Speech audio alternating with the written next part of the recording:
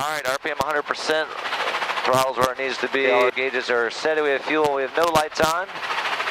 And we'll pick up. Winds are favoring going that way for this runway. Okay. Then we'll pick up and move out of the away from the hangar. Sounds good. Areas 3, you guys all ready to go?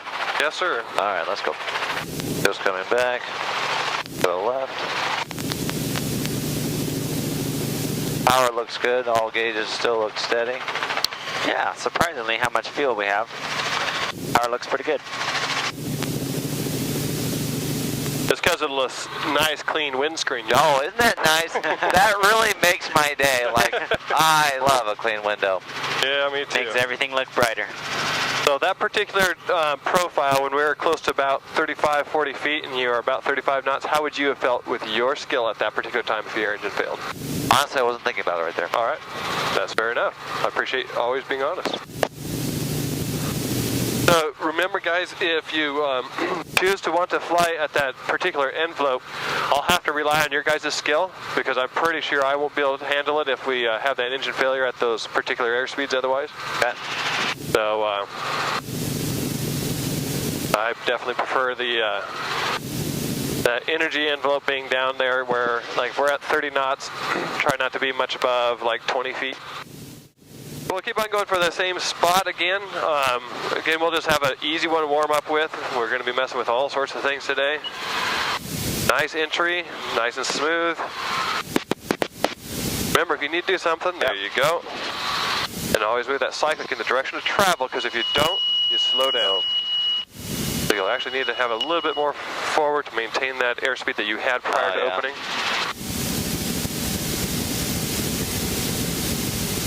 Leveling around 50. If you still need to slip, then slip.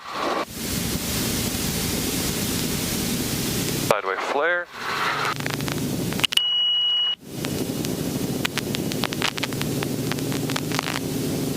Much better. Keeping in and improving, isn't it? All right. So on that, just think about the height that you finished off at. And if your engine was to be dead, with that sideway flare, that allows you to get down lower. If you have a fast descent rate, like at a higher density altitude, you will have to level off closer to probably the 100-foot range, 80 to 100 feet. Okay. And you'll still maintain that energy because it takes that much longer to start transitioning forward. Okay. Now, when you're saying leveling off, though, like you're keeping your speed hopefully constant. Yep. Hopefully your attitude is already constant. So at that point, you're not flaring, but you're just level starting attitude. Your level. Okay. That makes sense. Because all you're trying to do is, if all you do is level attitude of the aircraft, and again, that's the level attitude this way. If you have to go slipping and stuff, we understand it's not going to be level that way, right? So this is a level attitude?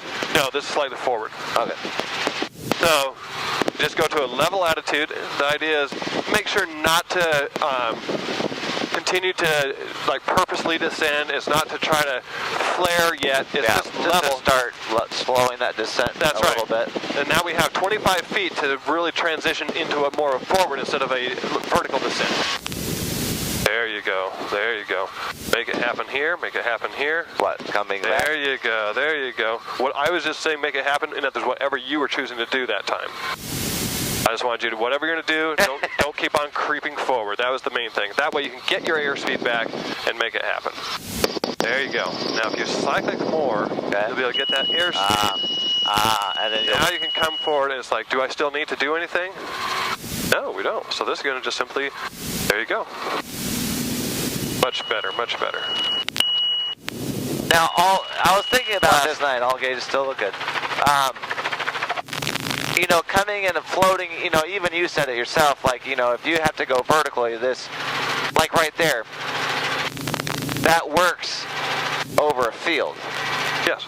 Getting to your spot, but like obviously if you got a hole, yep, it's totally different. Totally different. Then if you're like this, and you end up having a failure like right here, well, then yeah, you're gonna drop it, slip it down, flare, and touch down, right? Right? Of course. So I'm gonna just go around this way so we're not near that guy. All right, your controls? Okay, my controls. So whatever it takes after you pop over the top of trees, that's fine. Yeah. But the idea is you're going to still use the same procedure to the... Yeah. But glide to your spot, then transition to whatever it has to be at that point. Okay. And the reason again is you're maintaining energy. You're not fouling things up before you even get there. Shame on you.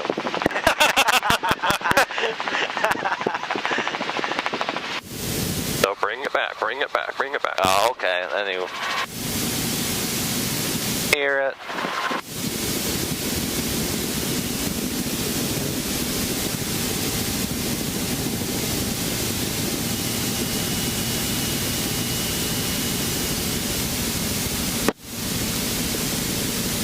Nice. That's how you can do it every single time, okay? Or just a little bit sloppy on. Yeah, so when you did that, you can't do, you have to keep some good bite in up at the top so you don't overspeed and you self-control. Yep. But that'll help you stop and then That's reduce to keep. As soon as you know it, that what's going to happen, it takes just a split second. That's fine. Yeah. But as soon as you realize it, it's aft, you're raising your collective at the same time. Yeah. Your flare, you can actually, and by the way, in 22, we've done this where, at the high density altitudes, where you're buzzing along, say 70, 80 knots for 22, that's, normal cruise roughly. Yeah. And you can be right over your spot and do that same thing, even at 500 feet. That's where I normally do it, 500 feet, because that's pattern altitude. Yep. And then just go like this. Whoosh, up, back, slip to your spot. Does that make sense? Right? So you don't even go back, like you... Oh yeah, you come up, well first off you come up like this and kind of go back, and then you go to an aft flare, then it's a slip down. Okay, so like in that case, by you pulling aft and you keep, keeping your collective in to control rotor RPM, you're saving your altitude. Yep, and as well as going backwards. Yeah. Okay. So on that one, obviously we flared back really hard, and then we slipped a little bit. Yep. And then dove for our airspeed, and then slipped again. That's correct. Yep. But it we were makes sense, basically right? over our spot when we entered. That's right? correct. If you're right past it, our wind's coming a little bit more from the right, correct? Yeah. So if we were right past it, all I would do, turn left, so I'm finishing off facing into my wind, flaring, and if I'm landing slightly crossways, who cares? Yeah. It doesn't have to be perfectly lined up with your runway. I'm going to try this anyway here. All right. Now just remember where you got to go so that you can... And there's this transition right there. You got to be careful about nosing not too much, right? Nice control. Nice control. Remember, if you have to slip, slip early. Yep. Never slip late. That's likely going in the direction of travel. There you go. So you see how I'm a little low here. So just let it come up. Then flare. Flare.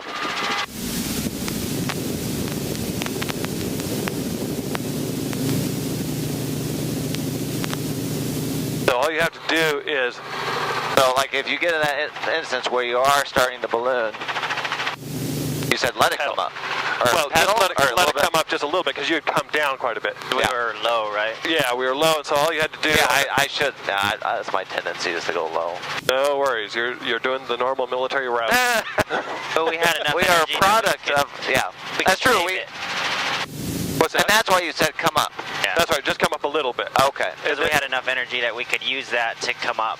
Yep. So we could flare harder then. So you'd actually lower or raise your collective to reduce that RPM while coming up a little Yep. bit. But then as Okay. soon as you're realizing I'm going to have too much overshoot. energy, take it out by doing pedal, pedal. then doing your flare by going lateral. Does that make Okay. pennies? Yeah. Perfect.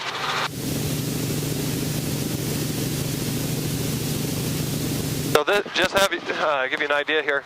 This is the kind of stuff that I like to teach people before I even let them solo, is to get them so that they can hit their spot. No matter what, they can hit their spot before I sign them off. Because, in my opinion, a private life is worth just as much as a commercial life. Yeah. What do you need to do? What do you need to do? I need to get there. So what do you have to do to get there? Get my speed up. I should have done more aggressive. That's correct. Nice job lowering your collective. Good job. Yeah, I'll still make it, I think. Yep. I'll still make it. Yeah, I'm gonna... Recover, recover. Yep, nicely done. there, I thought about going more out, but that would have ballooned me, and my RPM was high. So That's your pedal. that's why I stopped the pedal. And So all you had to have done there to make that all work, you would have put in more pedal sooner. yeah. And then that would have sucked out some good energy, and if you needed to, put it on pretty hard. And then just simply go into putting in the lateral cyclic Cars to level out or to flare. to the flare. Okay. So you're twisting it around, you're flaring sideways, as well as doing a slip. It drops your RPM, maintains the altitude you need. Remember, there's nothing wrong with getting 120 knots. Fuck that RPM. Yep. All right, go ahead and just start gently afting, maintain that altitude, and keep on lowering. Come over our runway. Now get that RPM back better. There you go. I'm sure. Yep, so yeah. So you're saying I could have gotten 120 there? Yeah. Example, if you would come down more like this. Woo! As an example, I'm not, I did this earlier, so obviously we're going to be short. That's fine. But the idea is, look how much sooner you can do it and get up to that speed, and now you can just glide. Which works in this setting. Yeah, in this setting, Now, exactly if you were doing this about the trees, you could do that, and then you just come vertical and hope for the best. Yep, and you can go have the controls again. I have controls. But you can feel the difference on the entry is that we're not being careless at all. But when we do the entry, we did it, of course, further out, that one. Yeah. But when you're doing it, make it happen, but don't dump your energy out of your disc. If you have, as an example, if you slam down your collective and went forward cyclic all of a sudden, Yeah. you are not maintaining rotor RPM the way you could have, right? I'm just giving you an example. Okay. You'd be not maintaining rotor RPM the way you could have. Yeah. And then the other thing is, it's more of a vertical descent. Yeah. So it's kind of like you dump the energy out of the disc to try to do a dive versus if you would have been down, forward cyclic, and then up collective. Yeah. That actually will help you better than not. So like right here, coming down, now raise your collective. Okay. Now, did you feel the difference on that dive? You can feel the difference on the whole entry there. And then you come down, we have way better energy, and we can actually raise our collective, come up a little bit, that's fine. Then just keep on lowering, lowering, lowering. And in this case, You got it. just quick stop, forward, and pull. Does that make sense? Yeah. All right, your control still. All right. Getting I'll go. in there, in other words, there's a time that even though your RPM's low, you're better off by raising that collective. Yeah. Because you're actually transitioning, instead of more of a vertical, you're actually getting your speed going. Yeah. Versus just vertical speed. You're actually getting horizontal going. Well, that's what you need to have. Okay.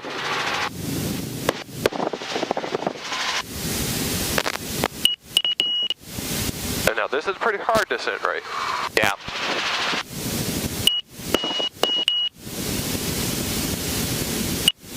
I'm gonna get to the dirt,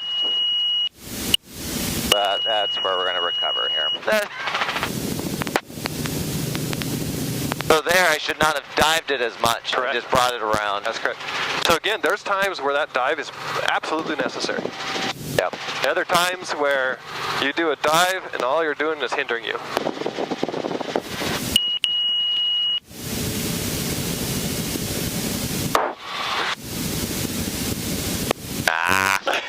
Goodness. Okay, that's where you just drop.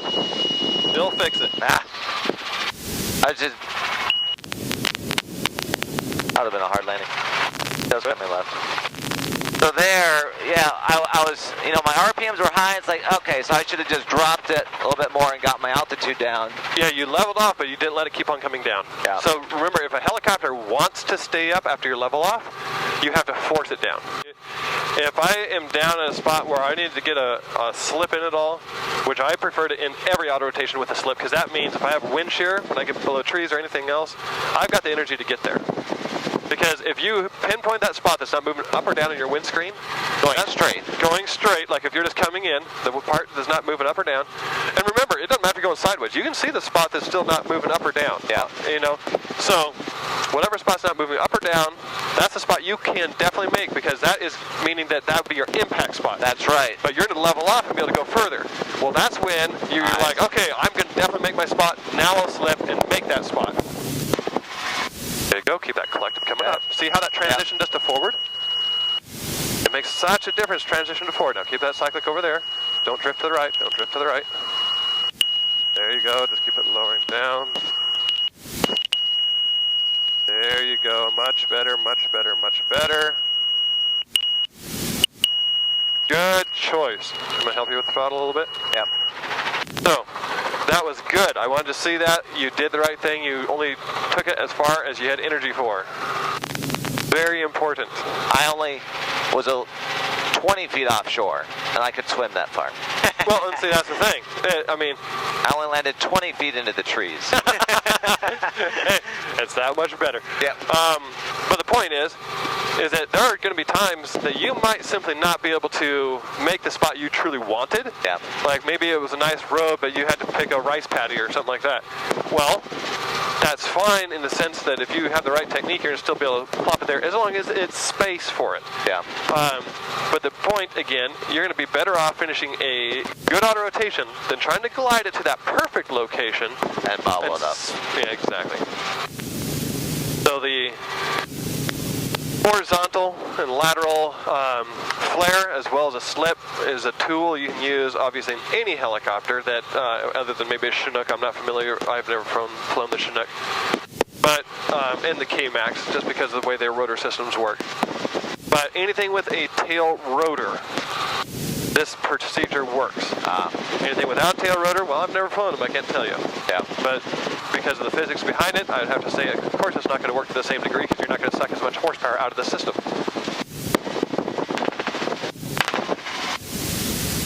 There you go. Much better response on that.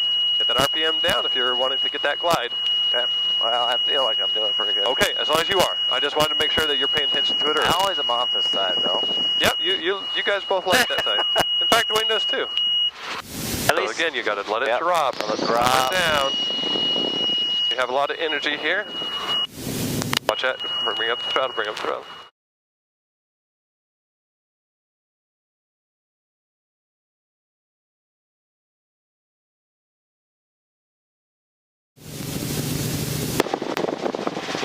So just out of curiosity for my learning, why are you choosing to go this way?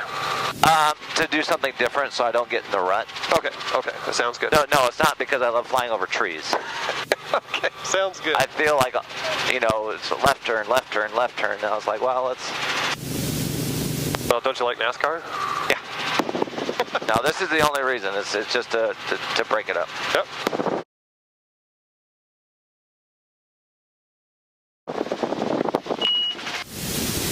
Good job. You looked out right away. I like it.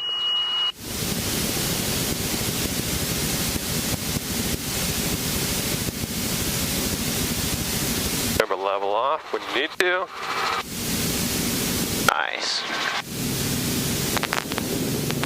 Much more bueno. So we only died partway. Yeah, just depending on, like our energy yesterday for part of it, that would have been a pretty challenging maneuver for him to do. Get that click down a little bit. There you go. Watch the RPM because it's going to burst right there. Now don't go any lower. Now lower. Flare in there. We're going to have to just add just because you let the RPM drop a bit. Okay. So on that one, if you would have chosen not to flare or to slip quite as much, yeah. you would have maintained your RPM, and then you could have done your quick stop, continued on, no trouble at all. If I hadn't have done the slip as much, it wouldn't have grabbed as much of the it wouldn't have drug it down as much. That's correct. I see. Yep.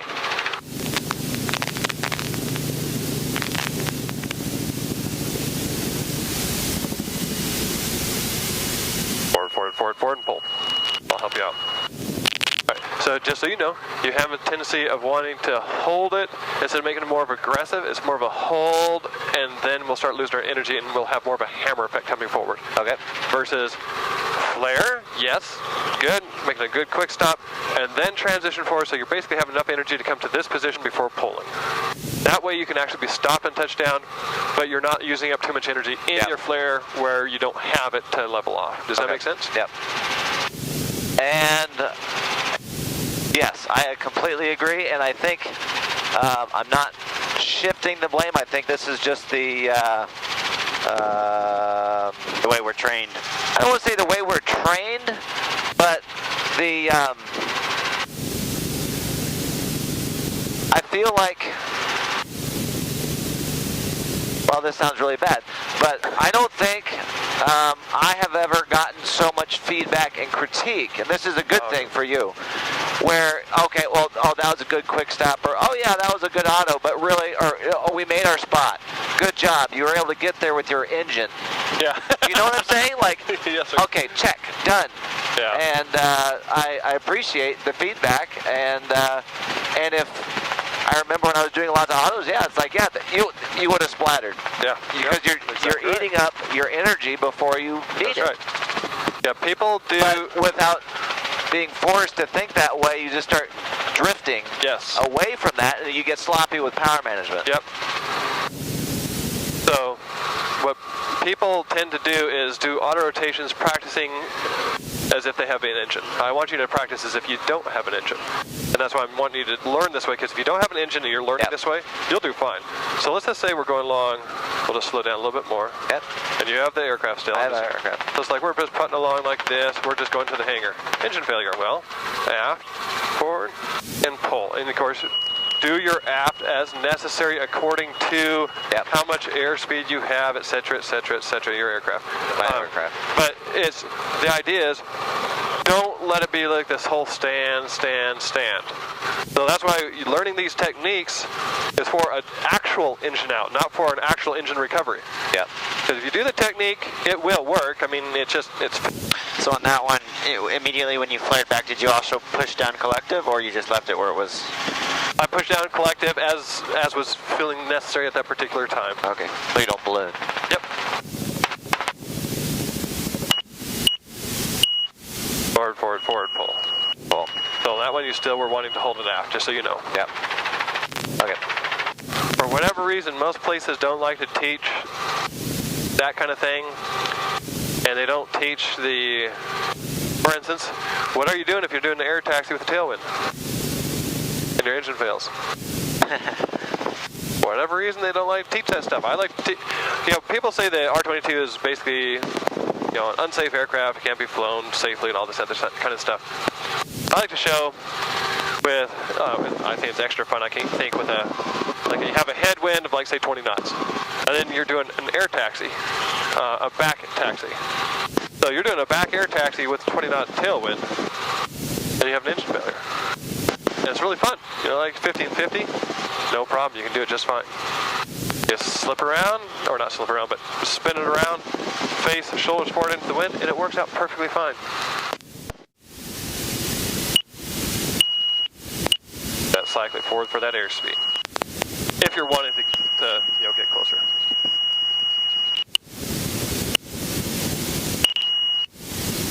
All right, leveling out. Now you can see you can make it, so just get that RPM back. So right there, you'd have to slip. Because why would I have to do that? Because your RPM was up about the thread.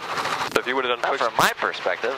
Well, that's the thing, is you looked away right when it started coming up. You're looking out that side. Or at least your head was turned that way. I think that's because you were turning. Okay. So the RPM was climbing. Yeah. And it was getting higher than that. And you were getting, I assume, instead of going past it, you're getting ready to do a flare. A flare. So our RPM had been continually climbing. We're just a little bit below the red, and you're getting ready to do a flare. And your collective was still going down. Yeah. So you would have gone into a flare, and unless for whatever reason physics went against us today or went different than normal, it had to have gone over because of our trend. Yeah. So our trend was coming up well. you're getting ready to do, because we had altitude, so according to everything else you've done and according to logic, you would want to do a hard flare because you would have gone past it, correct? Yeah. So you would want to do a hard flare. Well, it's trending up quickly. It's almost towards our red, and then you're lowering collective, ready for a hard flare. So it would have had to do an overspeed. Yeah. So to maintain it, and of course in real life, if this is an engine out, who cares? Do whatever you got to do. Yeah. Flip it around, land, crash. As long as you're okay, it really doesn't matter at that point. But if we can preserve the aircraft, even in a real life scenario, Yeah. that's better off. So it's just, personally, I would have just ended up slipping a little bit sooner. Yeah. Use up some of that energy, and then I would have gone into either transition forward and do a normal flare. I probably would have tended to just hold it in a slip, sideway slip flare, and finish it off that way. Yeah. That make pennies? I think so. Any questions from either of you? No, I